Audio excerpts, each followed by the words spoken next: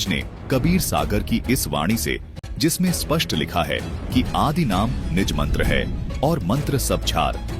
कबीर साहिब जी ने कहा है कि आदि नाम के अलावा जितने भी मंत्र हैं वो सब झूठ हैं, यानी उनसे पूर्ण मोक्ष प्राप्त नहीं हो सकता। दर्शकों, कबीर साहिब जी की इन गूढ़ वाणियों को नितिन दास जैसे तत्वज्ञानहीन व्यक्ति कभी नहीं समझ सकते।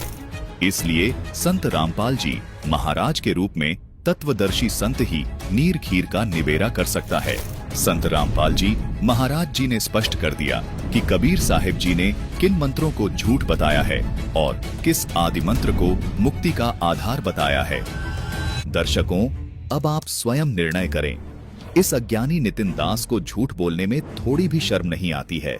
इसका उद्देश्य लोगों को मूर्ख बना के ठगना मात्र है, जिससे इसकी महिमा बनी रहे तथा ये अज्ञानी नितिन दास खुद के साथ साथ भोले भाले श्रद्धालुओं को नरक में धकेल रहा है। दर्शकों, नितिन दास अज्ञानी के इस प्रकार के झूठ को दिखाना इसलिए अनिवार्य है ताकि आप समझ सके कि इस अज्ञानी ने इस प्रकार का बहुत सारा भ्रम जाल भक्त समाज में फैला रखा है। आइए अब प्रसंग पर लौटते हैं। दर्शकों, नितिन दास ने कहा है कि कबीर सागर में लिखा है कि 12 पंथ काल फुरमाना, भूले जीव ना जाए ठिकाना, 13वें पंथ हम ही चलावे। कबीर सागर की ये वाणी बोलने के बाद नितिन दास कहता है, तुम कहोगे कि कबीर सागर में 12 पंथ लिखे हैं।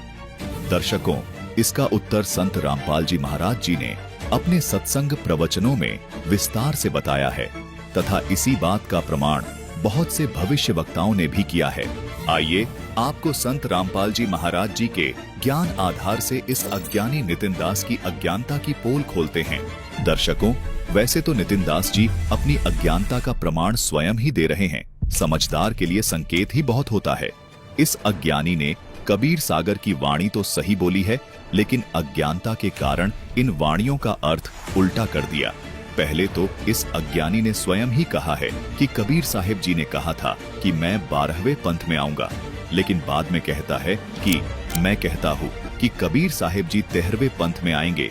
अज्ञानी ने स्वयं ही कहा है कि कबीर साहिब जी ने कहा था कि मैं 12वें पंथ में आऊंगा, लेकिन बाद में कहता है कि मैं कहता हूँ कि कबीर साहिब जी 13वें पंथ में आएंगे, यानी खुद की तरफ ही संकेत कर रहा है। ये अज्ञानी अपने आप को 13वें पंथ का परवर्तक सिद्ध करना चाह रहा है। दर्शकों, इस प्रकार से कबीर सागर की वाणियों के साथ छेड़छाड़ करके, यानी उनका गलत अर्थ निकालकर अपनी अज्ञानता का प्रमाण ये अज्ञानी नितिन दास स्वयं ही देता रहता